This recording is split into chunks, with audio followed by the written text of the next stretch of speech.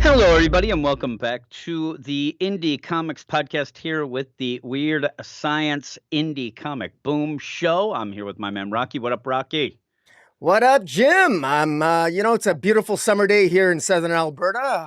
How's the weather up in your parts? It's stinking hot. That's Oh, what it is. It's the worst. My wife actually just mentioned that she hates summer so much, and then I reminded her she also hates winter.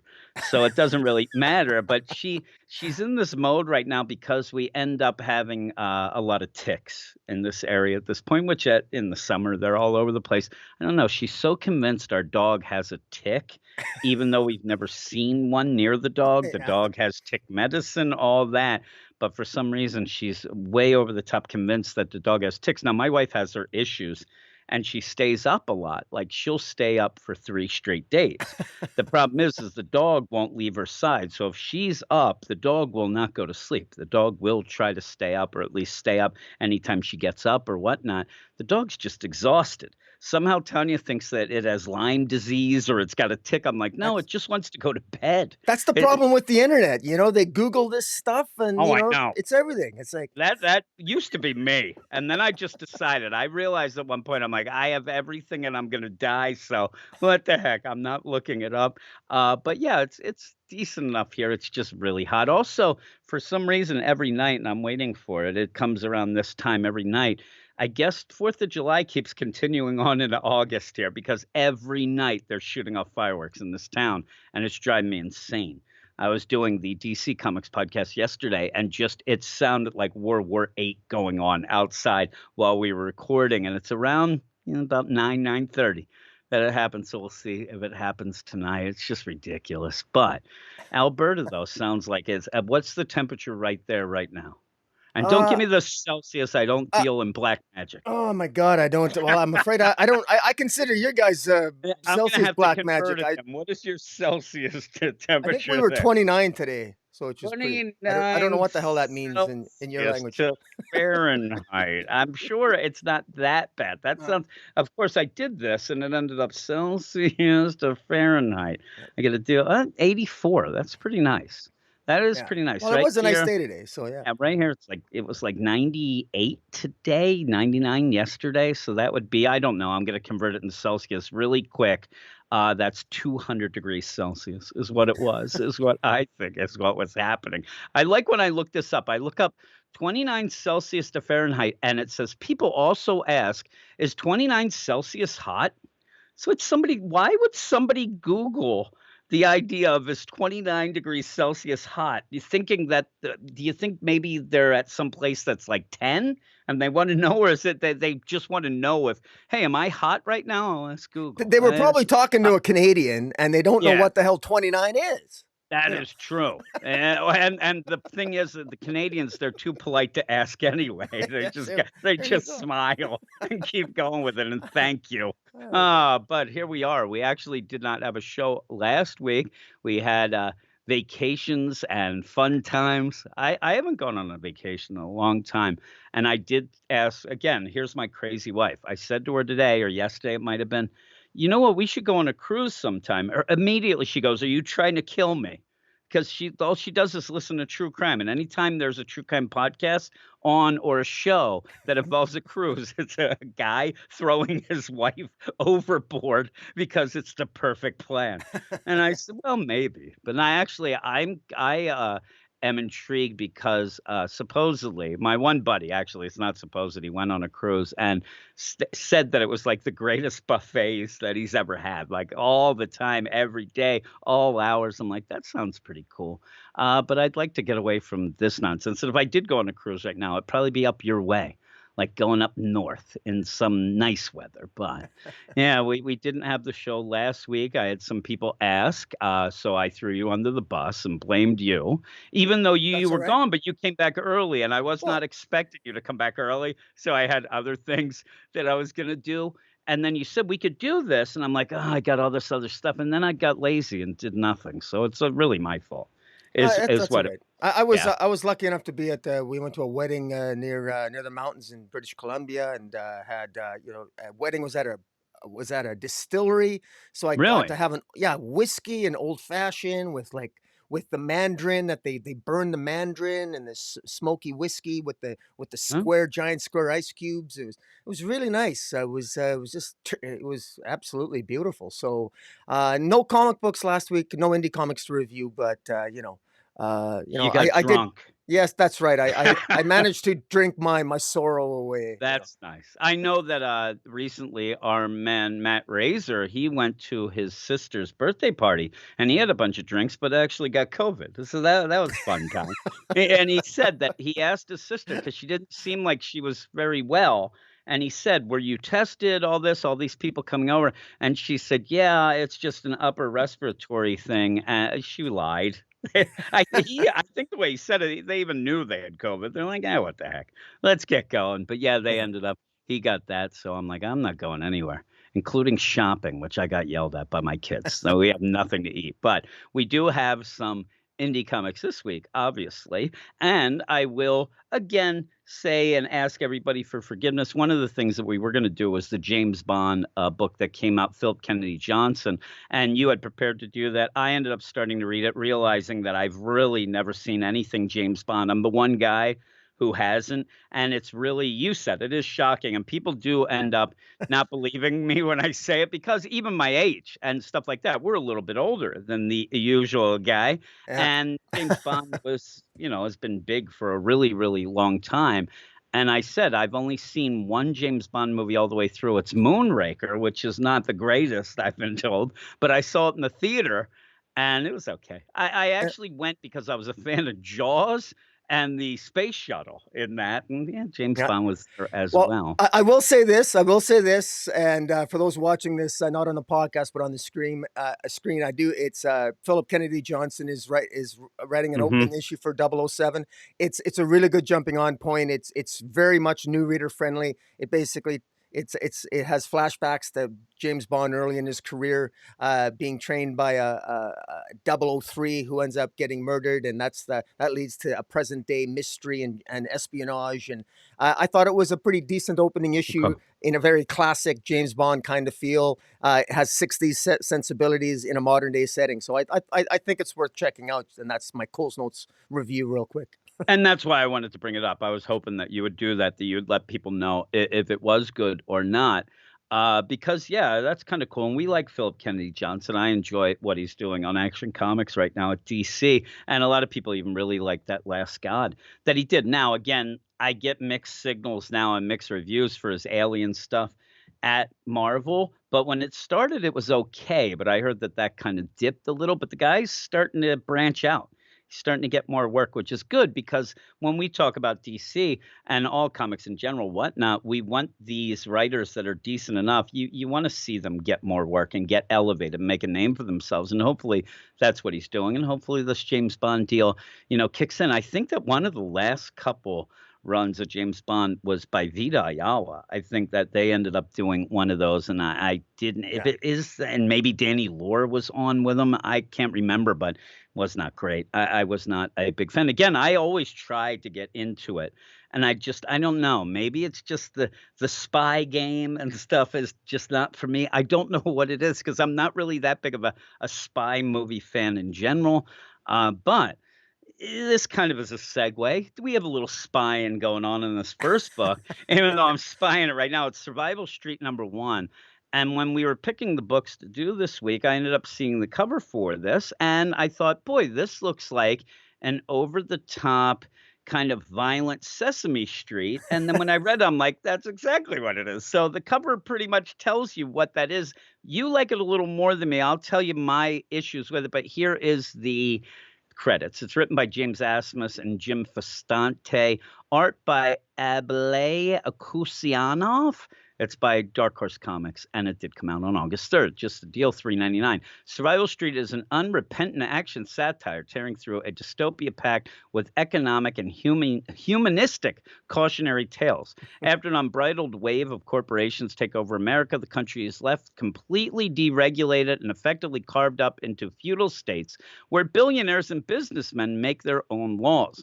Among the wreckage, mass privatization shuts down public broadcasting, forcing all the beloved edutainers or Muppets or Sesame Street puppets out on the down and dirty streets. One group of them stick together, determined to help keep helping kids across the country and do it by becoming an A-team-esque band of mercenaries fighting for and educating kids in the crumbling corporate war zone of New Best America. James Asmus is the lead writer and 5-time Harvey Award nominee, currently writing Rick and Morty, Corporate Assets, Transformers, My Little Pony crossover miniseries, and more. And that is the deal. They don't even say anything about the other two. It's big James Asmus. And there you go. I'm telling you, that solicit, it does tell you what happens. It gives you a little more information of what you get from the book, but it also seems real pretentious, like I want to slap it right upside its face.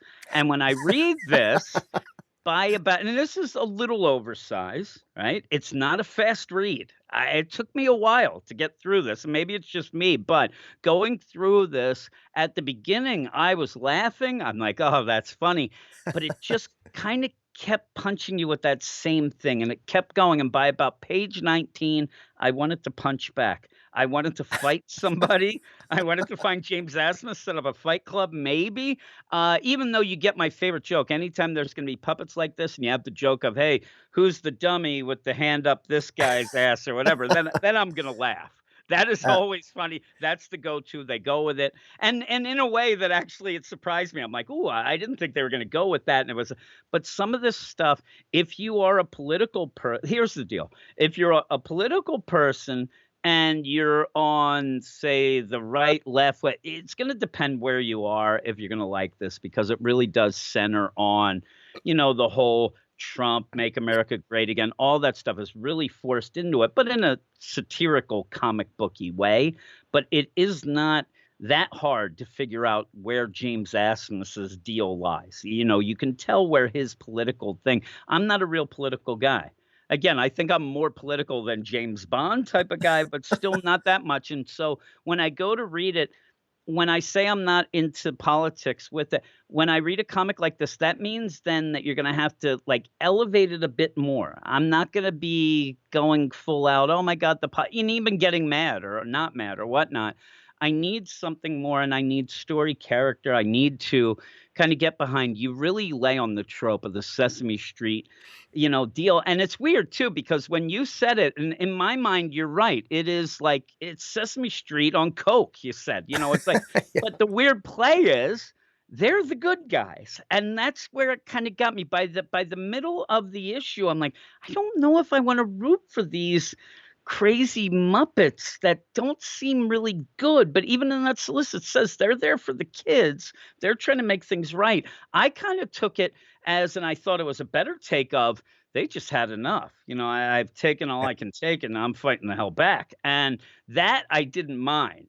But when you start going, and I don't know, it's like, there's more than one joke, but whatever jokes they have repeat ad nauseum to the point where I was rolling my eyes and like, come on, let's get going with it. But it's a clever setup. It's unique. I've seen times where they'll have like the Muppets or the Sesame Street puppets like on crack. I mean, I'm telling you, I don't know if you ever seen Wondershausen, the show that not Uh, many people saw, but you have to look. I'll send you links. Now that has some crazy things where you have these puppets that should not ever be seen by anybody, the way it plays out. But it's funny because it's such a juxtaposition. But in this, I think they get caught between like too much of the heavy politics, but jokey politics, and then this idea of these puppets and things like that. That's where you need to center. I want to see more of that, and this idea of one of their like some of the terms are good, like when you call, what would be the term, what would be the proper term as if the puppets are a minority, and they call them the felt Americans. That made me giggle. I mean, that it doesn't even sound right when you say it, but well, even that, I like when they're puppet terrorists. That's what they are. They're puppet terrorists. That's awesome. yeah. So some of these things, and to make it with that, you end up having one of the puppets, Irma, being like a self-hating like she pretty much is just sold out her whole race to go on what is Fox News. And Yeah. right there just shows you like the level of the parody and the deal. But Yeah, it's over the top. I'm gonna give it to you because you did like it a little more than me, but you do end up having, like, that setup of when everything was good, it went bad, and now the Muppets are fighting back, right? Yeah, well, I mean, I mean, like I never, maybe it's, you know what? It might be because I'm Canadian. I know I that was gonna say, I you wondered have how you fun. would take it, yeah, Well, because you like laughing at us, yeah, right? well, you do, you know, you've mentioned it more than once, but I do think that maybe, I do genuinely think that maybe because I'm Canadian, maybe I look at things a little bit differently, and I'm not because I'm not necessarily living it every day.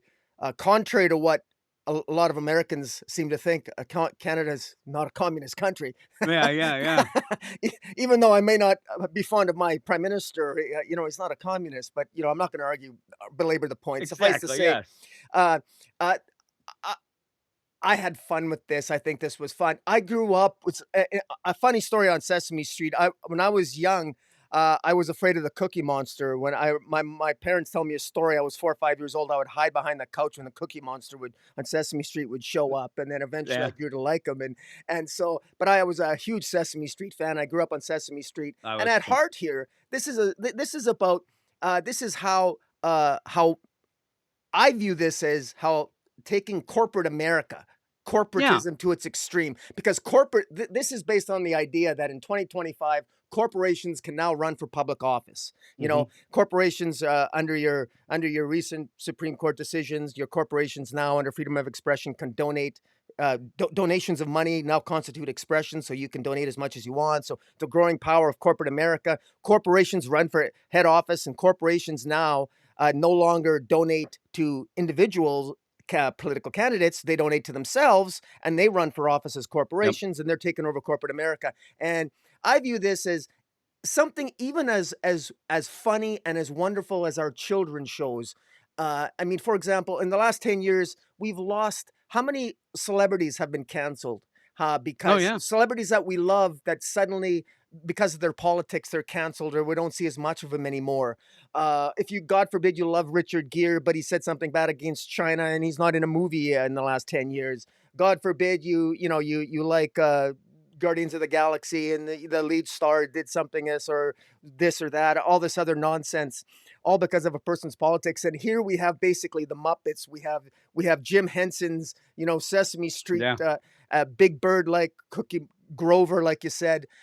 All of a sudden, these teachers of our children, when you know for generations, suddenly come under attack, and corporations it's like corporations have ran out of something to use as a scapegoat, and so they're scapegoating puppets. They're literally oh, yeah. scapegoating puppets, and I can understand. I really can understand maybe why, if you're sick and tired of politics in the U.S., I mean, yeah, you're probably probably stay away from this comic. But you know, as you said, this is the same guys that do Rick and Morty. I mean, Yeah. they're writing this. I mean, come on. I mean, you got to expect. I mean, there's politics riddled through Rick and Morty. No one seems to Oh, give a yeah, shit yeah. about that.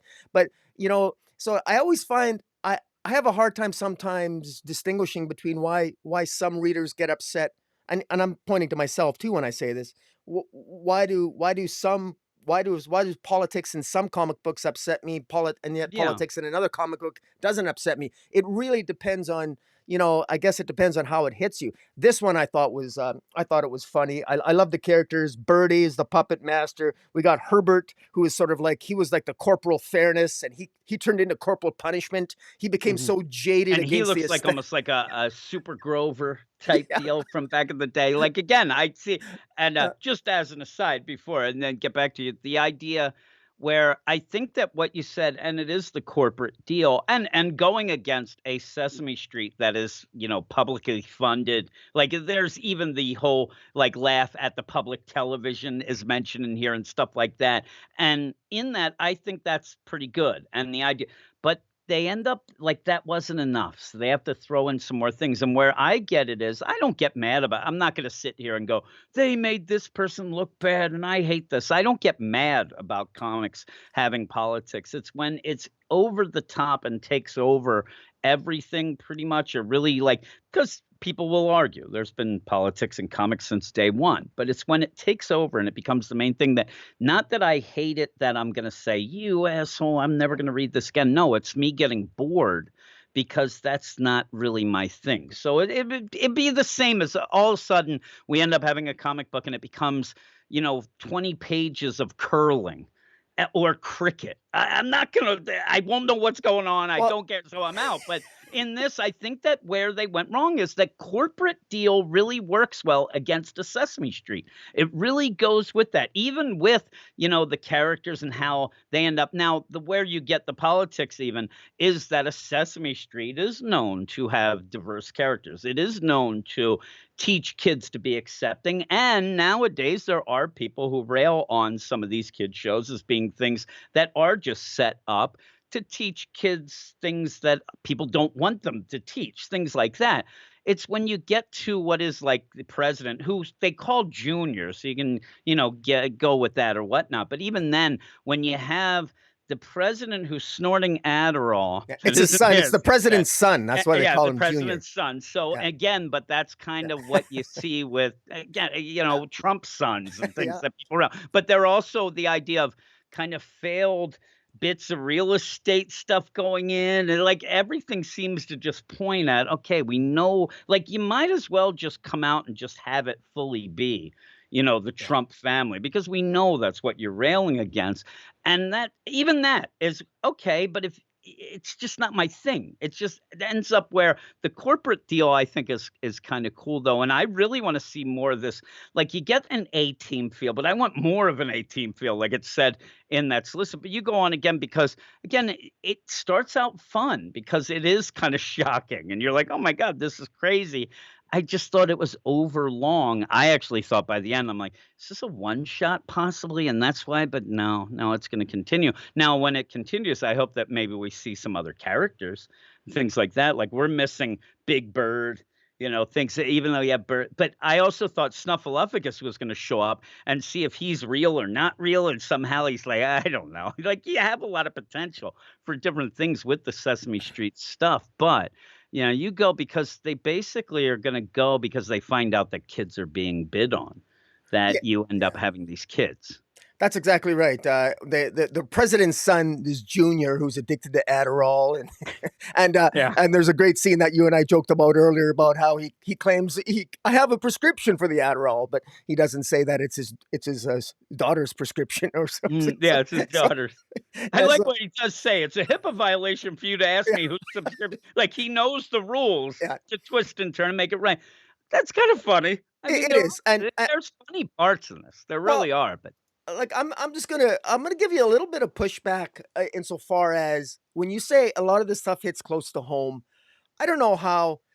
God damn, how can this not? I mean, when you think of the absurdity of this, a president's son addicted to Adderall, using his yeah, daughter's prescription.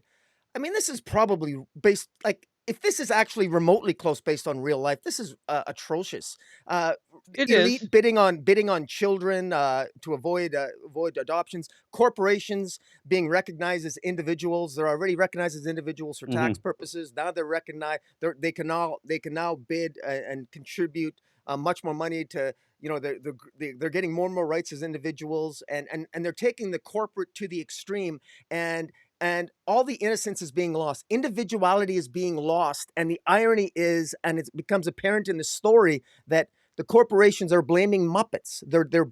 Yeah, They're blaming something that's so ridiculous, these felt Americans, and people are buying into it. And even some of the Muppet, and even this Irma, who's a yeah, puppet, she, is becoming corrupted by the Fox, Fawkes, Fox News. yeah, And there's a tragedy here, but yet also a humor to it. And all these, and it's so funny. The funniest moments interspersed with all this is these Muppets all get together, or these puppets get together, and they want to rescue these children that are being auctioned off at the president's son's uh, resort or whatever. And it's so funny when you think of all these like characters like Hippie and Birdie and these yeah, and Birdie. These are characters that when you see them on Sesame Street are teaching you the ABCs, yeah. and yet here they are, and they're it's almost, how do you write these characters? They've become almost tainted and corrupted, and it's so sad. At one point, which I thought was quite funny, when when Herbert first makes his appearance, when it there's a the lettering says, "This is Herbert, brought to you by the letters P, T, S, and D." That was pretty funny. I mean, That was funny. there's Yeah. humor here, and and I say again, I not only found this funny, but the fact that this does hit so close to home, and it's so ridiculous, but it's actually Well, disturbingly yeah. close to home. This bloody well should make us think a little bit, and because we can't laugh at ourselves if we can't see the absurdity of things and laugh at ourselves. I don't know, like I personally, that's why I kind of enjoyed it.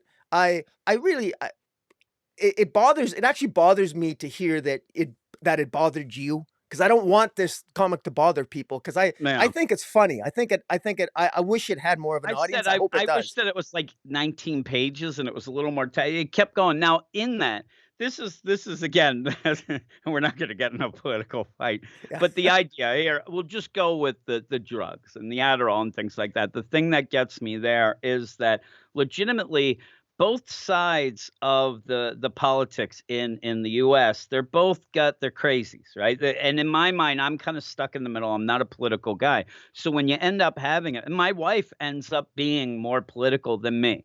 So they end up where they'll have say, and we could just go out and say whoever it would be, whatever. But you have Trump there and he's giving a speech, right? He's there, he's in his room, he's in the Oval Office, he's giving a speech.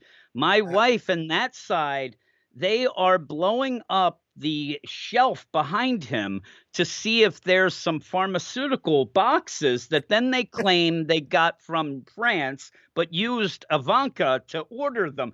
That's what I'm saying. I Yeah. mean, everybody's crazy. Yeah. Everybody was looking for things going, and where you have this one side looking at the puppets as, and it is funny because the puppets again and Sesame Street, you can only really have good feelings for. Like they are teaching ABCs, they are, but they're also teaching, like I said, diversity, which I think is great. Or they're, oh, geez, I just knocked my coffee over. They're also teaching, to love everybody and to be nice to your neighbor and things Yeah. like that. And so then that one side looks at that as they're trying to make us soft. They're getting us ready. So you always have both sides losing their mind over these things. And I thought that maybe this would have shown a little bit of it being the both sides deal, because some of the things I think are. I think that some of the things you have, this James Asmus is poking fun at everybody, because at this point in this book, we're all in it here. We're all this corporate America going on here. So I don't think it's,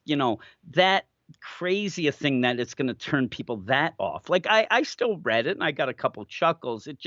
I ended up thinking at the end that they were just trying to put too much into it and too much satire, and the jokes were good, but they kind of got buried in some of the lead here. But some of the stuff, was pretty good. I just, like I said, there's always the two sides, and both sides are usually insane, so you can kind of go with that. But even you end up having like what would be a what's his name? The guy Yeah. who's with them. I'm trying to think of the Mr. guy. Burton. Yeah, Mr. Burton. I was Yeah. trying to think of who it was Yeah, on he's the Ses guy on Sesame Street. He's the friendly guy. He's the guy in the neighborhood. Yeah, yeah, In yeah. the So neighborhood. he's there, and he happens to be a person of color. He's dressed in a tux, and when he goes to this stupid, big meeting where they just see him and assume that he's a waiter. And again, that Yeah. is really like it's in your face, but that is kind of funny in a weird way. Like you don't want to laugh at it because it's a. But the funny thing is that he goes. They said, "Why didn't you tell them to go screw themselves?" And he's like, "I didn't want to be rude," so he just started serving stuff, and that's a good bit of satire right there. That was pretty funny. But yeah, some of the stuff. But when you get to it, actually, when you get to the actual plan and the Ocean's 11 plan, because they're there to break in, take down a bunch of people, and save these kids, I actually thought the plan wasn't as well laid out, and it got a little convoluted, and you kind of just are waiting for them to get these kids and get out of there and see what's going on. Some of them get hurt, some don't. But I don't know how you felt about that. Like once you get to the actual deal of them going in, yeah, there's still some jokes and things like that. But overall, I thought that it kind of dipped, and that's where it started to drag a little for me. Yeah, no, like I said, it is in your face. With respect to Mr. Burton, I think the big moment with him is is near the end when he's trying to distract the guards and they're trying to escape the complex with the children. Hmm. The guards have him, and the guards, they're contemplating killing him, and Mr. Burton says to them, It's "How the did you best end up like that's the this? big line. You That know, and if that our what you're show." about to say is the Yeah, most serious, really from the heart line in this entire comic that yeah. really gets to the heart of it. It really does. Yeah, it It's does. Yeah, yeah. and he says, how could you turn out this way? And he says, well, maybe because I like money more than I like puppets, bitch. Like it was pretty. That was definitely in your face, and that really underscored the entire tragedy of how far Yeah. this particular corporate America in this universe has fallen. And I hope to heck the America in our world hasn't reached that point Well, where and that's it's true. and but the fact that if this rubs people a little bit too close to home, that kind of disturbs me a little bit because this Yeah. this should be extreme satire. But if it's like you said, it's okay to laugh. We can all laugh at Trump and his kids and the Yeah. nonsense of it all. We can all do that. Everybody But I does. I I think this kind of rides the line, and maybe it is a little bit too close to home. But I just wish I it was more of the corporate deal, and, like, when you're saying that with Mr. Burton, it's really good because really what he's saying and he says, "Why would this happen? You guys all watched the shows when you were" and it's almost the idea of, "Listen, you were all just kids then. You all got along. You were just kids. You didn't worry about this person thinks that or whatever. You all were just nice little kids watching a show that was teaching you to be nice to each other. What went wrong? yeah, Why would you do this?" And that could be something. I mean, that is, universal and timeless. You yeah, can sit there and have that play out in a lot of different times, not just right now. And that's one of the things in this, and one of the things with satire and whatnot. Yeah, it's of the now, but you can look through a lot of different times where this would be the same case. But yeah, just the idea of always needing a scapegoat and using something that is so nice and it was beloved now because corporate, "Oh, it's them. They're the worst." They just attack it. yeah. And, yeah, I like And that. and it ends with one of the characters, Birdie, being tempted by Irma, the Fox News host, Mhm. who's also a puppet. He's being tempted. She's trying to pull him to the dark side, pull him with money, saying it's not that bad. You can't beat him. Join us, join him. Yeah. I mean, and that's the idea. That's the temptation that we all face. Do we forget our what we learn as children? To what extent do we allow ourselves to lose our innocence and to embrace this new corporate world and try to turn our backs to what we instinctively feel uncomfortable about, but we put up with it. I mean, Mhm. are we all robots? Are we all nothing but, is this 1984? Are we following Big No. Brother and don't appreciate it? I mean, there's all kinds of stuff you can read into this. And, obviously the writers here, they're attempting to use puppets as sort of like the allegory instead of real life, races and Yeah, what have you. it'd be any minority or any sort of scapegoat. Like I was just saying, I mean, you could go with any scapegoat throughout all time, and that's what they're using the puppets for. And even with that idea, because when you do get that, and when it's at its worst, where you get the idea, and I hope that it's more of in the past of this exact, but it's the, "Oh my God, look, they're gonna eat our babies. They're gonna do this, they're gonna do that," because these puppets are just puppets. And they also were on the nicest of shows, but like I said, to look at that, it's, "Oh, they're trying to weaken us. They're making our kids into this and soft and wussy." Blah, blah." So you have that play where you can see where they would go after it. I and some of the other things, and here's again, I want I have to make amends now because you're upset with me with getting upset about the president. In this, though, really, to me, and I seriously, take the president out of this comic. He's barely in it. I mean, he when that I think that's what it is, that he just pops up just to be that almost like it's like, a Saturday Night Live skit where he just comes walking in or a sitcom where, "Look at me, I'm the president on Adderall," and then he goes off the stage left. I mean, he Uh, really doesn't do much in the comic at all, yeah. and so it kinda just to me, I guess that kind of put the brakes on some of the things that were going on just to be like, "Oh, you had to get in that show." Like, again, it's like late night, and I'm not even saying Trump, I'm saying any president. That is the staple of even a Saturday Night Live or even late night talk shows, the idea you have to get your monologue with all the president jokes in, and that's what this seems like. I wish Yeah, maybe it was played out like that a little more because it does have to do a lot with TV and the yeah. influence of it, but I'm just telling you, it just shows up at one point I did like, why is he there? Because it's more corporate and yeah, this, but even like some subtle things I like when you start out just to set up the scene, you get the old deal of Salutation Street. Oh, look how bright and colorful and nice it is. And then boom, they come in, we're shutting you down. And it's the nice police. I mean, they have that. But when you go to the next deal and you see like everything's turned into like a wasteland of like, Nevada, where everything is ads that are just like, "Hey, baby," you have this one scantily clad lady. The one thing is like, instead of drinking your milk, it's like, "Get your steroids here."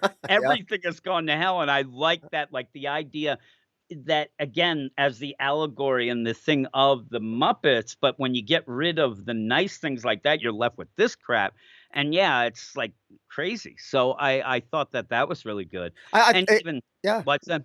Yeah, and I was gonna say it's very well done because I mean we're you're only a hop, skip, and a jump away from if states get more rights and Yeah. corporations get more power and they get more rights, then suddenly you're gonna have corporate cities controlled by Yeah, and corporations you're changing playing the rules. idea Yeah, that the corporations are already with their, donations and things are already controlling. yeah. So I mean, I get it. I don't like politics. I'm not a dummy, but it's just I'm telling you now, I'm going through No, it and you're a looking. puppet, Jim. You're a I am puppet. a puppet. I might be. I'm telling you with that, when I hear people and they're like, "What do you want people to tell you what to do and just sit down?" Yeah, that's what I really want. I want to sit here in my basement and I want people to tell me what to do. I'm too lazy to come up with my own ideas, What? so I just sit here. So, but It's yeah, it's funny. You articulated that perfectly because I think I think you stumbled upon, or maybe we both did accidentally, probably a pretty good way to look at this comic, yeah. because are we, Are we the are we the puppets? puppets or are we do would we choose to be the Fox News host? And because I got to No. admit, I kind of got I got a good life, but I'm probably closer to thinking more on the a certain corporate side than maybe I am thinking like a Yeah. puppet in some areas, and then so I'm thinking like, kind of, the fact that I can read this and get a chuckle out of it, but it also makes me think. I think that's a good thing. I don't Yeah, know. I mean, I this is better, and us talking about it, I'm liking it a little more. It's just when I'm thinking about it, and really, should I get that upset about like, oh my God, it's too in your face with the president stuff?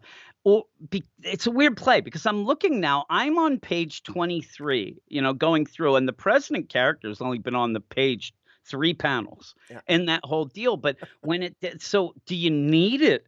And maybe that, like I said, that's maybe my deal. Did we actually need to have that in just to, roll your eyes just to get your jab in? Or should I just say, nah, it was only a couple deal. It's a joke like everything else. Like I said, you almost can play it out as, oh, that's the Saturday Night Live joke or that's the deal.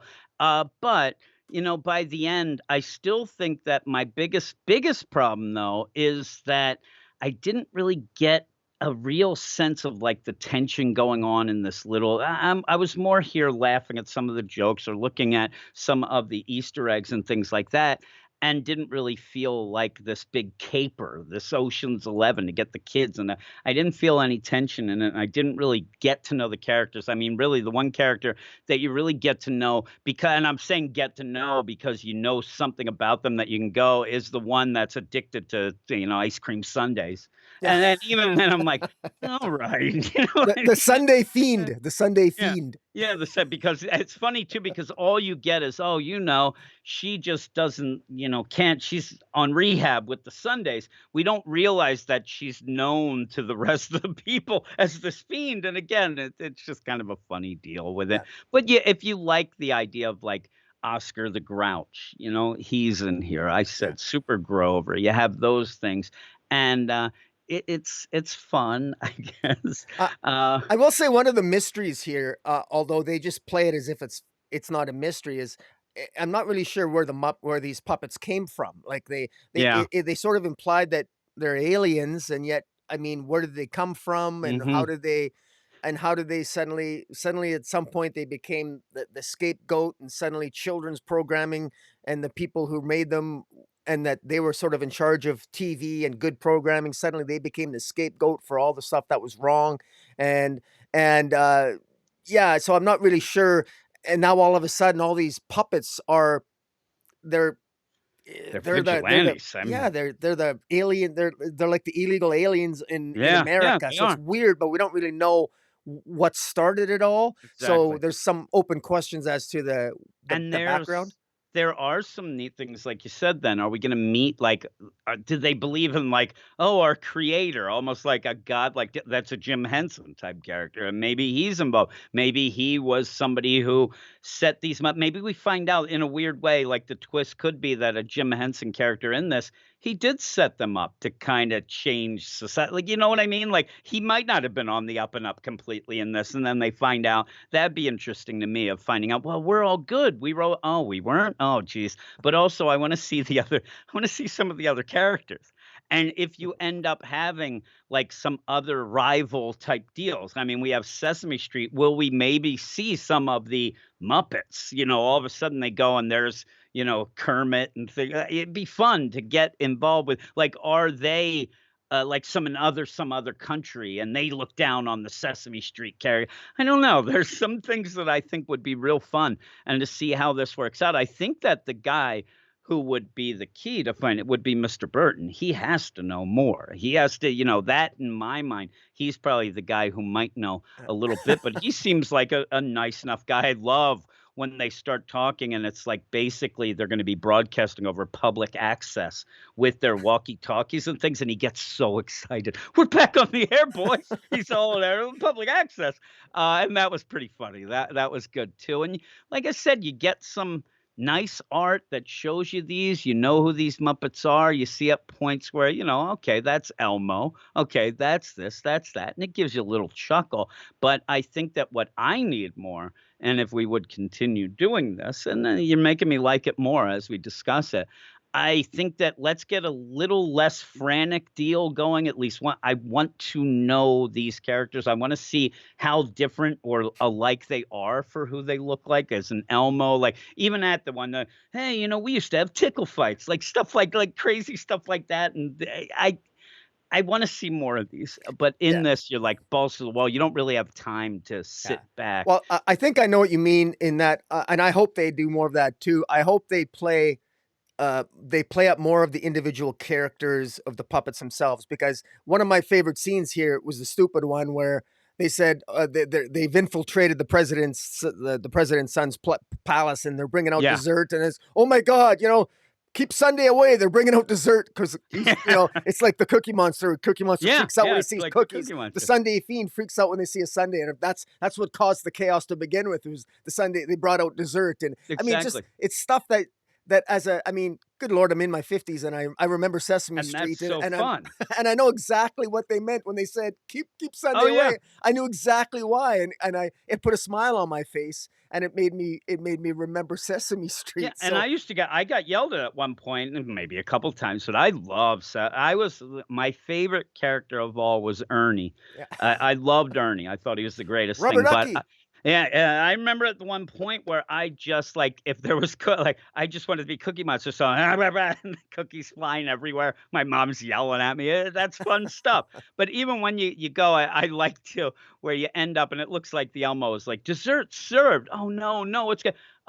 It's pie, a la mode, and then it goes nuts, and that's pretty funny. But even some of these, like if you went and looked, like you could say, I guess the one character to me looks like almost like Henrietta Hippo from the New Zoo Review. There's a lot of like different characters, but I'm shocked actually when we were talking. I know you want to get Irma as that kind of self-hating puppet type deal that is going against the other puppets by being on Fox News. But I'm actually surprised, and maybe we will see like the big draw is like the husband and wife team of having Miss Piggy and Kermit as the Fox News deal or something like that. But we'll have to see how it goes. I want to see if we get more things going on and more puppets and things like that going, because it's pretty fun.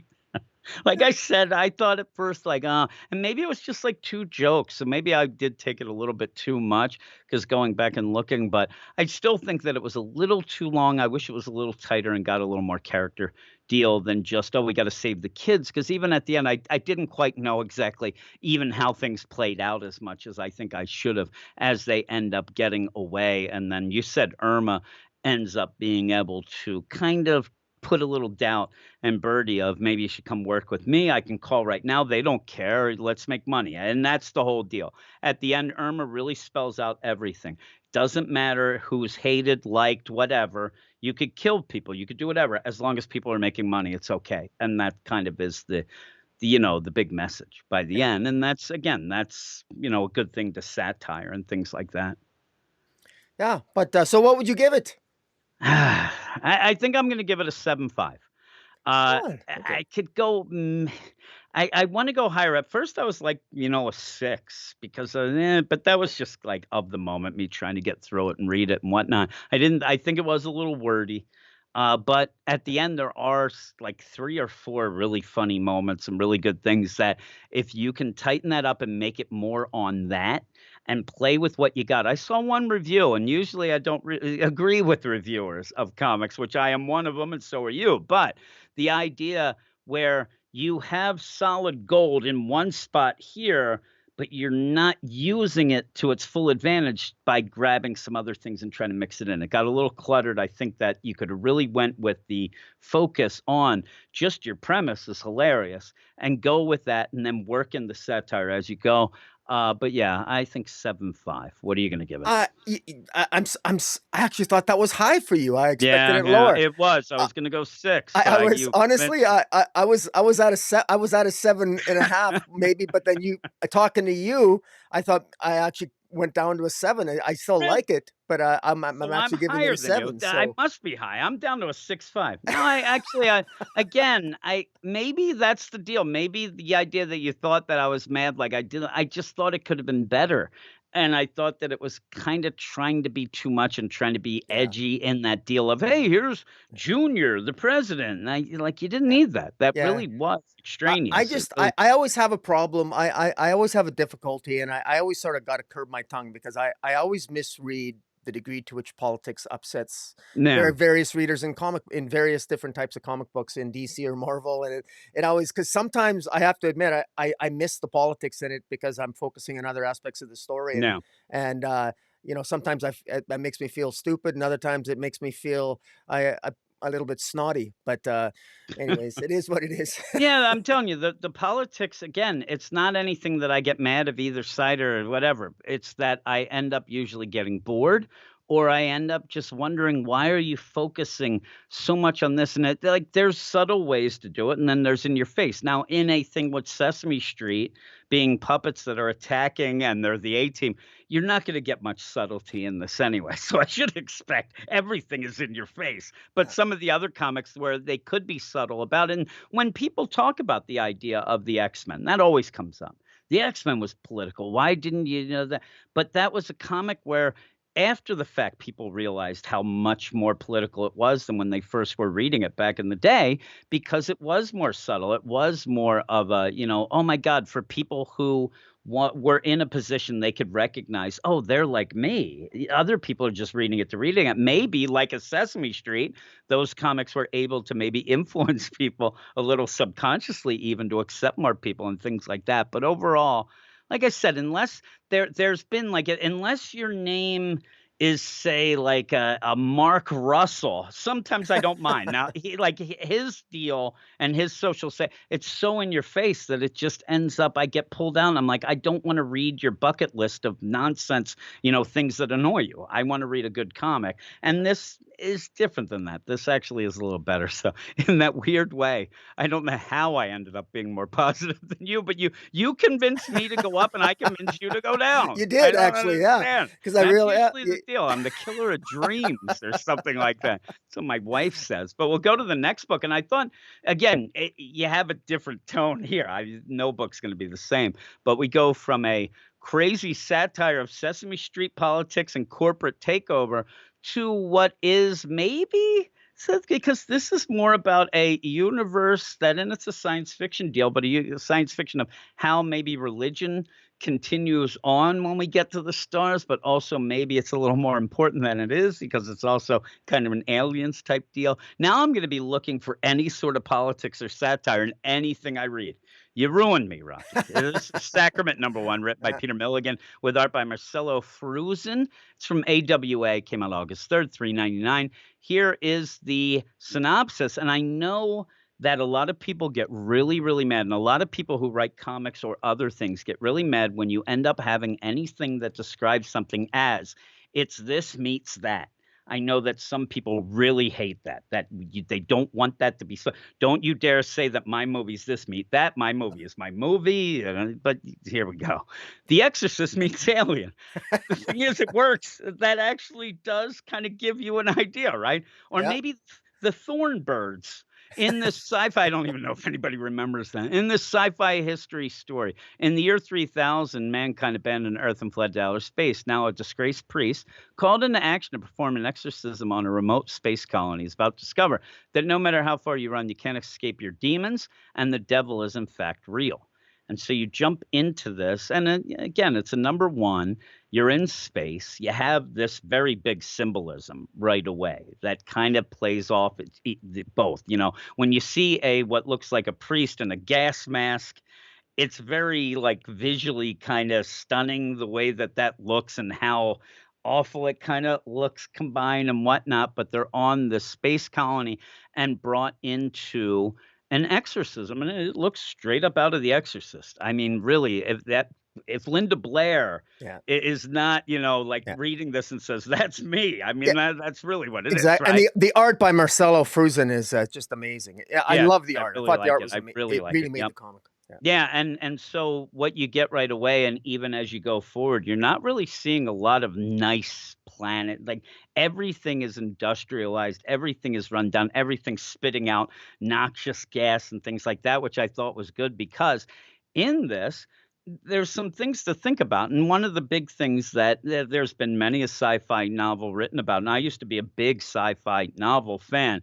And the idea of what would we do if we go to the stars and meet other alien species and whatnot, does that end up negating all of our religion?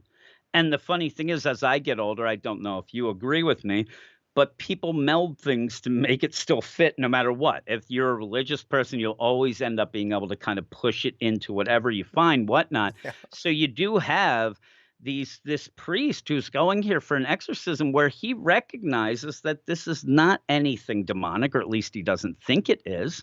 He thinks that all this is industrial disease. This girl was in mines, whatever it was working with materials that she shouldn't have been, and instead of them admitting that they done messed up and oh, it's an exorcism, it's a devil inside her, please call the priest. And it's almost the idea of them playing this game where they don't ever think that, you get the idea they wouldn't think it's real anyway.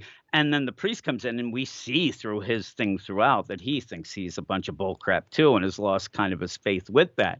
But in the meantime, these parents of this girl, they think that he messed up. They think that she was, they want to believe that she could have been saved and whatnot. And in the meantime, there's this, nun with him that also seems to think that everything is still going and there are gods and demons and all that. And it's a really crazy setup that I thought, especially when you go back and read it again, to go through this idea of, what is faith and losing faith in this highly technological deal. And a lot of times these books like this will play it out in a different angle, like the priest it will be real, but it'll be the demons and the gods that we used to think were the aliens and the architects and things like that. This just is it's a more personal story than I actually thought it was gonna be. And then it even has crazy stuff where you have like this little Bible that he has that actually like zaps your brain and it's like you're on heroin. And I was like, okay, that's like the drug of the masses. There's a lot of crazy things in this, and I love the art, like you said. The art is great, and I really got a very big alien feel out of it. Really, it's hard to escape that. The Exorcist stuff with that exorcism, but I really thought that overall, even though it's a sci-fi story, it does remind me of something. I mentioned the thorn birds, but it reminds me of a priest who kind of realizes that he might not be, doing something that's real, and he's lost faith in himself and things like that. He's also not a great guy. We find out that he really doesn't, act like a priest a lot of times, but unfortunately, this girl, this nun, seems to be keeping him on the straight and narrow because he doesn't want to upset her, but then they get separated because we find out in a cool way too, through the actions that religion is outlawed in a lot of places. You'll get sent to a penal colony or a penal planet if you're caught being a priest or a nun and things like that. So I thought that that was really interesting. What did you think of it? I really enjoyed this. I really enjoyed this. I should say that this is called, as you know, it's called Sacrament, Yeah, and the way the T is, it's an upside down T yeah. because, and the reason why is because one of the victims was actually crucified in this opening issue, was crucified on an upside down cross, just like Saint Peter was, Hmm. and that's a common form of killings that Satanists use, Satanists. Yep. and so there's good symbolism here. Peter Mulligan, writer Peter Mulligan, does a good job of playing with the tropes of the lores of exorcism in a Hmm. future context. This is the year 2999. The Vatican is no longer a place on Earth. It's literally a float. It's literally a spaceship. I thought that was That was really pretty cool. cool. I Yeah. love the fact that despite religion being outlawed, he is a man of faith. He actually is somewhat well renowned by Yeah. the sort of like the bad guys, the imperial fleet that are looking for him. He because he's known as having performed the one exorcism that he doesn't even remember that He he doesn't performed remember. 15 years ago, he has lost his faith, and the irony is that he's got this gorgeous nun that he fantasizes about, Yeah. and he Yeah. feels guilty He fantasizing does about her. feel guilty. Yeah, that's crazy. And And and you'll get the symbolism here of the bad guys look like Nazis. uh, They really do, right? And but it works in the way it is, and I mean, like I said earlier, nothing is pretty. This is a universe that as we go and, take over different planets or stuff like that, it's not like a lot of pretty things going on. It's a lot of industrial stuff, which it would be. I mean, that's why first off we would travel through, but that Vatican being a actual, spaceship, that was awesome. I thought that that was a yeah. really, really, even if it doesn't even do any, it just was a neat idea of, okay, that's really cool. And even the idea, Rome used to be a place and now it's a ship and going around. I thought that that was Yeah. really neat. One of Uh, the questions I had though is like when he's blessing the people of the colony when they come up, instead of having communion, he sort of takes what looks like is he has this iPhone, but he calls it a yeah, trans sub. He calls it a trans sub, and he touches it near their foreheads, and even when he pushes it to his forehead, it's like they're addicted to it. It yeah. stimulates their frontal It's cortex, like and heroin. it's like a Yeah, drug or something, and yet and apparently there's a rumor that they take the religious people on penal colonies and there's a surgery that they can have done and they can remove the god they can remove hmm, something in their brains that will take away their religion. yep, And it sort of reminded me a little bit of the whole controversy of whether or not there's a god gene, like Richard yeah, Dawkins talks about. Some people, there's a theory that some people are born with a predisposition to want to worship a deity. And are we actually genetically predisposed to worship, to want to worship a higher power? And it's fascinating. And so you got this our obsession, we're addicted, and we almost worship our iPhones and our smartphones. And yet, so you got to wonder, is this Father Vass, is his name, does he have faith, or is his faith just in the technology? Is yeah. his faith real? I think his faith is real. I think the irony here, I love the demon here, is I think is clearly real. I Oh, think yeah. that's what I love about this, is that this is a future that is so, we already read one story, a Yeah, Survivor Street, with corporations run amok. This is a future corporate empire in space, which has abandoned religion. Religion's illegal, and I think the irony is that this demon going around, this demon must love it. This evil demon, the devil, thrives in a universe with no religion, and that's what's yep. happening. And this Father Vass is this lone hero who's lost his faith. And the irony, thank God, he's got this gorgeous looking nun who hopefully will inspire him to do more than just get rid of a demon. Yeah, But and it's funny because when you say that too, it's he mentions when he does like he's giving the sacrament. He's like, "Yeah, we used to do this with wine and wafers, but now we do it with this little app deal." And he talks about the God locus, this part of his brain that you end up being able to scan. Now, again, it seems like he probably ups the ante when he does it to himself because he's there and seriously looks like some guy who's in a heroin, den just slouched on a toilet where he's, oh man, that's good stuff, whatever. But in that throughout, there's that weird deal. He ends up having the exorcism he doesn't remember.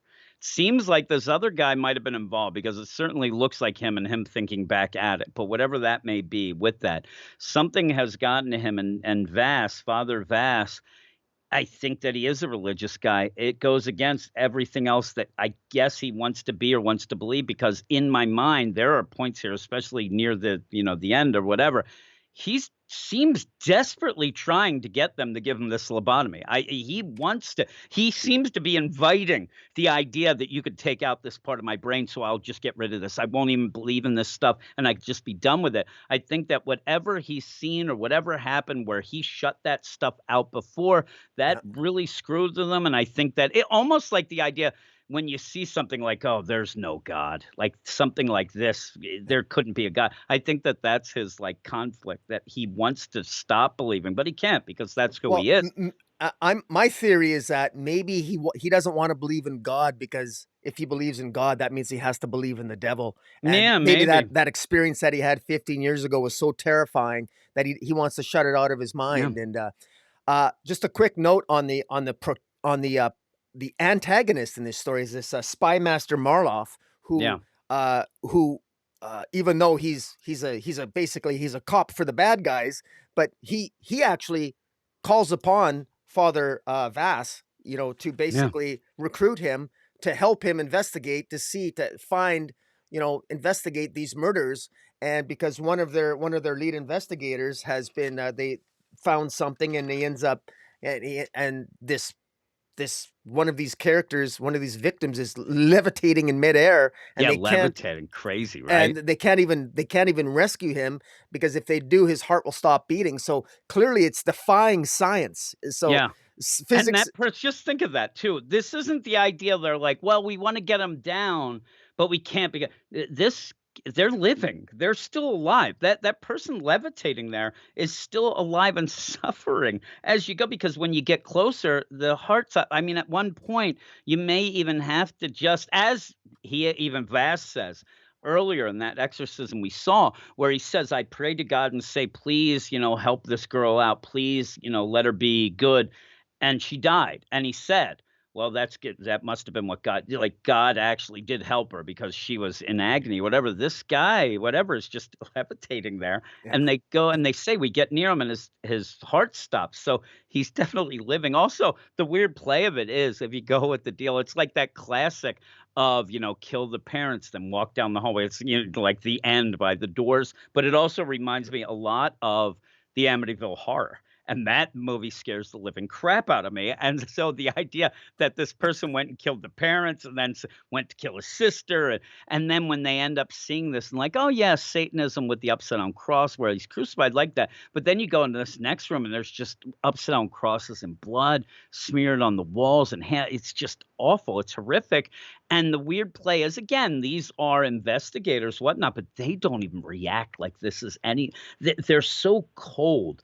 And the art on Marlov is so good. You end up seeing him there, and when he thinks back, I mean, I do think that he was the one with Vass there. It looks just like him in the face, and I yeah, think that he was also a guy who was a man of God and ended up seeing whatever that was, and yeah, ended up getting the hell out of it as well. And then that's why yeah. he has that And, connection with and I, Vass. I think I think you're right, because it seems odd to me that if you're a spy master and you're a high ranking spy master, why would you even bother getting a father Yeah, thinking that there's a possession, an alien, or thinking that there's actual a religious possession? Or that's a strange way to go. But so clearly, I think you're right. Spy Master Marlov must probably has a background in the priesthood or something himself, yeah, because and I think that's what I find so fascinating about this is the setting here is so interesting. And and I got to give props again to Marcelo Fruzen on the art. I Yeah. apologize if I'm pronouncing that wrong, Yeah, Fruzen yeah. Fruzen, but it's amazing. I love It this is. art. It really, and the coloring is fantastic. It sets the mood and the ambiance of the deepness of space. This Yeah. feels like all abandon all hope, all ye who come here and travel here. It's Yeah. like it feels that way, like a dark and gloomy place, It does. and it don't in terms of mood and tone, it only's got one place to go, and that is it's gonna, hopefully this can easily end on a high note, and I'm really curious to see if it will or where it's gonna go. Yeah, I So am I'm too. And yeah, it's funny when I look at that Marlov, like I said, the art's so good. At that point, I either think that, and it's a shame, like if this was back in the day and you could have a movie or a TV show, like he could either be played by maybe Christopher Walken a little, but I think like Ed Harris would be really good with him. And like yeah, at the one point when he's even yelling, like, "That's in the name of God," it looks so much like Ed Harris. I'm like, oh man. And I love Ed Harris. So you end up, yeah, where all this is going on, and they are kind of they're breaking the law by going to these colonies. And even then, like we said, it looks like it's more of a drug that stimulates. It may almost be like, electroshock therapy to you, that it numbs you, you can kind of relax, whatever it is. You would think that there'd be more people lining up to do this. It pretty much looks like you have a priest come down and it's free drugs for everyone with this thing, with this app, but you see that that isn't even enticing enough people. Now it's against the law, so that might be a deal, but it even says like less and less people are coming, less and less people are believing. Now, if you go with that, then you could even go with almost like an American Gods, but we'll go galactic gods now. Because if this is the case, and there is a demon that we do think is real, is that something where this demon then also needs people to, believe less, believe more? Like you said, the devil can play, till the cows come home if there is no God, whatnot. But do they need to be out and about? Are they going to step up? And that's why you have this whole, death and this crazy, mm, floating not exorcism, but crucifixion and things like that, because, less and less people are believing in either. yeah. I don't know. Yeah, There's a lot of and things that you play with. one point to note is, it referenced the Pope. The Pope is apparently on that ship and is Yeah. over 400 years old. So Yeah. that's interesting. I wonder if that's gonna come into play, because that seems I can't imagine that's common that people are living No, that long. So is this maybe the Pope is possessed himself or something? Because I find that maybe. very odd as well. Or So a head in a jar, yeah. maybe, or even the idea, like, that's the funny thing where you play, and I don't know, I mean, Peter Milligan, however he's playing the deal, but even the idea of being a saint, and in sainthood, one of the parts of that is where they go and check your body. "Oh, check the body, it's been laying," and one of the part of being sainthood, you don't end up deteriorating, your body doesn't break down. That's why, "Oh, they must be a saint." Like, there are these rules that they have of sainthood, so having them being alive for 400 years, maybe that's like tying into that whole religious aspect of that. And that proves there's a God and whatnot. We may find out like it's a robot, or we might find out that that's all a bunch of hooey that they're saying. Like with that, like I said, I like this idea where even the corporation at the beginning seems to, blame, oh, it must be a possession, when they're just trying to skirt their responsibility. So I like the tug of war here where it's illegal, but they're using it whatever they want. And I think that maybe the other side's doing it as well. I want to see more. I want to see more of what is going on with the church and how, because we're getting the priest here and we're getting the military going after them, but we don't really know the official stance of what the Vatican's doing, and that sort of thing. So I want to see that. But the big, the nicest character and the one that really is the nun. She's, she believes in what she's doing. She wants things to be better. She thinks that they can be better, or this, it's really getting bad and needs it. And it even keeps him, Vass, on the straight and narrow enough at a point where when they do finally then get arrested, they end up getting caught. And it looks like Vass just makes up that. You know what I mean? It Yeah. doesn't seem, he's like, no, no, I turned my ankle, as he's just looking and saying, yep, I think I'm going to get caught. And I'm like, oh, but she goes back to help him, and then gets caught herself. Like that was not, I think, his plan here. She was supposed to run off and be okay. You go, but luckily he says they separated us. We're going to different and it's well set up. You even have her at one point add, "Hey, what happens if we get caught?" Everything's spelled out. They're going to be in work camps, penal colony. You'll get a lobotomy, all that stuff. And yeah, they get sent separate ways. And he says that's good because I'm kind of sick of pretending that I'm a good guy in front of her. Because at one point they even talk about Vass, and he is a guy who womanizes. He does bad stuff. He's addicted to whatever this, app deal that you end up giving as communion, all that stuff. And it really ends up as funny because then you just think it's like there has to be a priest out there who's just drunk on all the wine. And I'm like, that's pretty bad. But he doesn't get sent to a penal colony. Yeah. He ends up at the end with the, Marlov, which is crazy, and he doesn't expect that, right? Yeah, no, I know, but I also wonder what even if he got this surgery that what would remove this Yeah, oculi in his forehead, like, what how would that change him as a person? He'd still have his flaws, so he doesn't yeah. suddenly okay, so you don't have faith and you don't believe in a higher power or God. Okay, well, you're still probably gonna have carnal thoughts of your, Oh, yeah. good-looking nun beside you, and, you're still gonna have your flaws of character. So I'm a little bit unclear, and I think this is intentional on the part of Peter Yeah. Mulligan. I think that kind of goes with the theme, and that is that what is faith? I mean, It can you is really true. lose it?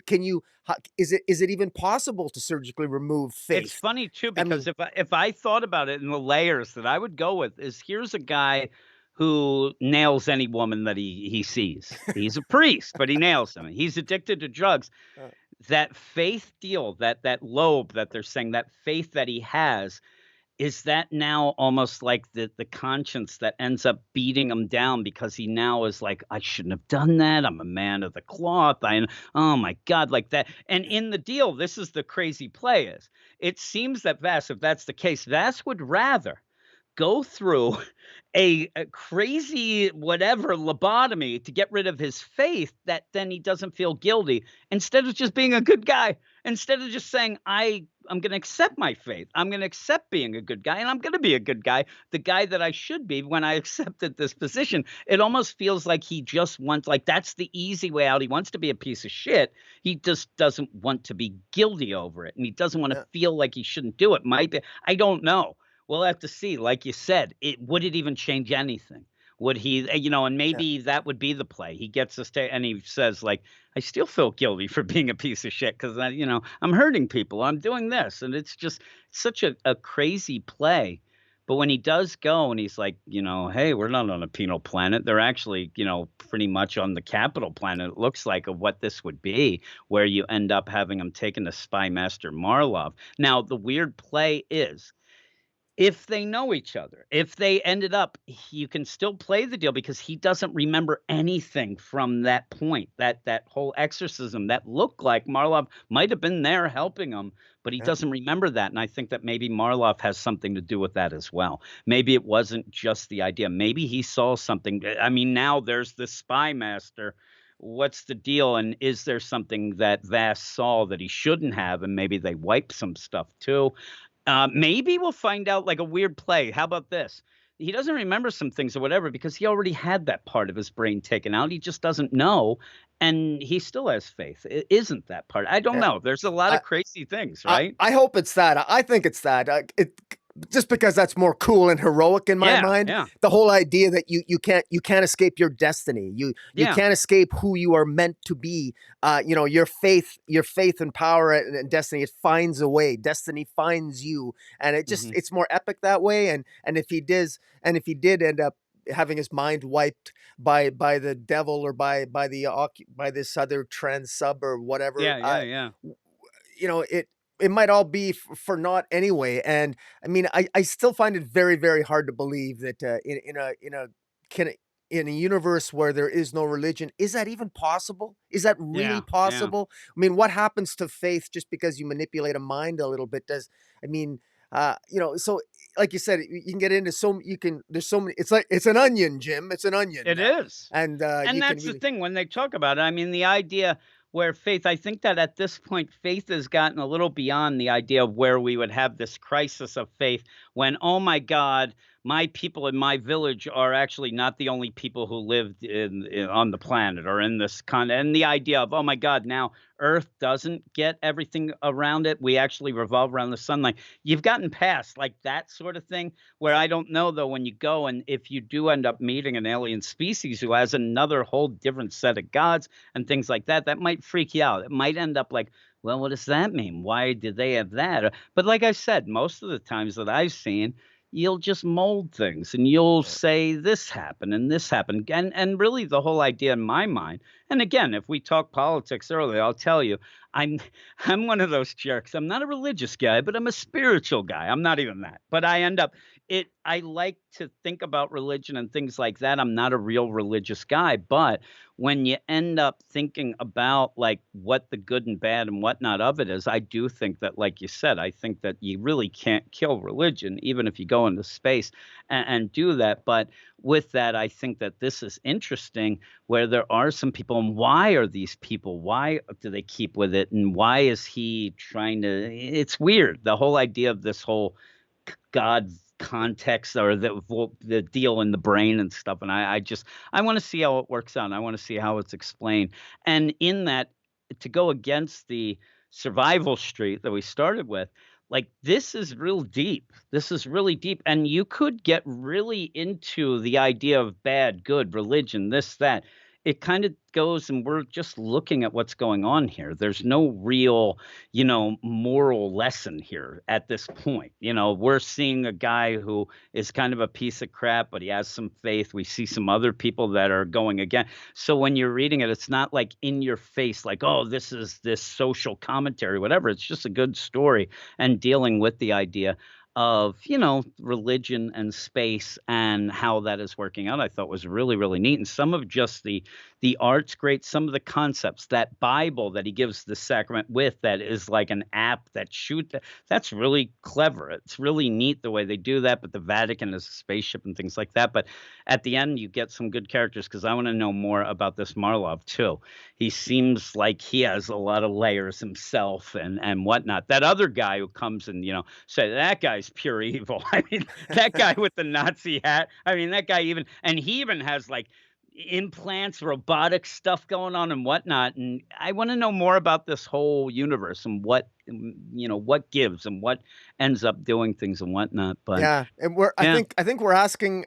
It's this opening issue poses a lot of questions, and it has us asking a lot of questions in all the best ways. So yeah. this is high on my list. I quite enjoyed this Yeah, one. I really liked it too. And like you said, there's a difference between at the end questions of like, and not even quite when you start getting theories about things, that's a little different. Like a lot of times questions are like, what the hell is that? Or what are we doing that for? Why'd we waste time like that? But these are questions of like, is that guy connected to that? And then that gets you theories. And that's what we've been doing a lot of. And I know it's weird that I heard some people complaining. I forget what podcast, but I saw a review on Apple Podcast or iTunes, and it was like they just keep coming up with these crazy theories or whatever. I'm like, I think that's interesting. I like reading stuff, and I always want to come up with theories of what it might be because that's what you do when you're just reading. When we do the podcast and review it and stuff like this that we're doing now, it's not, we're not fancy guys, right? You live in Canada Yeah, for that's crying out right. loud, right? How fancy can So, I but be? so when we end up doing it, like this is just stuff that I mutter to myself when I am just reading myself. And this would be the stuff if me and you ended up hanging out at the comics. So like that would be like, what do you think's up with that priest in that sacrament? And then you'd be like, I think that he's this. And you're full of crap. Like that's what I love about talking about comics. And that's why I always like having podcasts. And if you would notice, and I think that you would have, and the people, especially on our Patreon, notice that I don't really like to talk to myself about comics. I've really made it so that I get a ton of other people to talk with me about them because that's what I enjoy doing. I like to talk to other people about them, even if I do yap too much. But I just end up where and this is very interesting. It surprised me. At first, I thought that I was afraid it was going to be a little dry. I thought that, and the art's great, like we said. But when I first went through, like I'll page through, and I'm like, man, that looks good, but it's very dark. It's very drab, like that. But that's part of it. That it's not anything that I would take away from it. I'm saying like I was surprised of how much I did enjoy it and how much it made me think about things that I didn't think that I'd be going through at the end of this, a little more than the Yeah, I survival gotta street's a say, different I've type. been this is Peter Mulligan's best work that of his that I've Okay, read, yeah. because we reviewed another one of his a couple weeks ago, didn't we? Yeah, I think that that was the one, and I believe, am I not right, did he also do, like, the Red Lantern stuff at the beginning of the New Oh, 52 that's right. Yeah, that I was not a huge yeah. fan of? It was about this. Yeah, this is pretty good, I and like I know this. that Yeah. at the end, did you read there's, like, a letter by him at the end? I didn't read it. I was pressed for time. I had already went over the time when I said that I'd be ready, so I didn't read it. So No. I wonder if it ends up, talking a little bit about maybe what his religious, kinda ideas are and things. I'm gonna read it when we're done, but yeah, both the artist and Peter Milligan, they're talking about what this means to them and why they're having it, but Yeah. again, these are the sort of comics that I like having this indie podcast. I would never have read this if it wasn't for having a podcast like this. It just would have slipped through the cracks. And I'm not saying that every issue is going to, like, it could go south real quick, but I'm interested right now, and I don't think it will. And I think it's something interesting. And this is something that you wouldn't be able to do at, say, a DC. I guess you just wouldn't be able to. It just doesn't set Yeah. itself up for that. So that's why I like it. And I'm actually impressed. I'd heard a lot of people talking about AWA and the Upshot deal, and I just, hey, I don't know what that is, whatever, but I'm actually impressed by it. So, what would you give this? I would give this an 8.5. I love The Exorcist. I like sci-fi. I love the Hmm. has kind of a Star Wars feel to it. Yeah. I wish there was a little bit more alien races. Most of the races here were all it was mostly just Hmm. humans and futuristic looking humans, but beyond that, it's a solid 8.5 for me because I'm really excited to know where this goes. And I wish this was a series and not just a 5 issue series. I know. But the good thing about AWA Upshot, they as soon as they have, I mean, they do the they will have a second series if this is well Okay, received. They've if done it that does to other well. ones.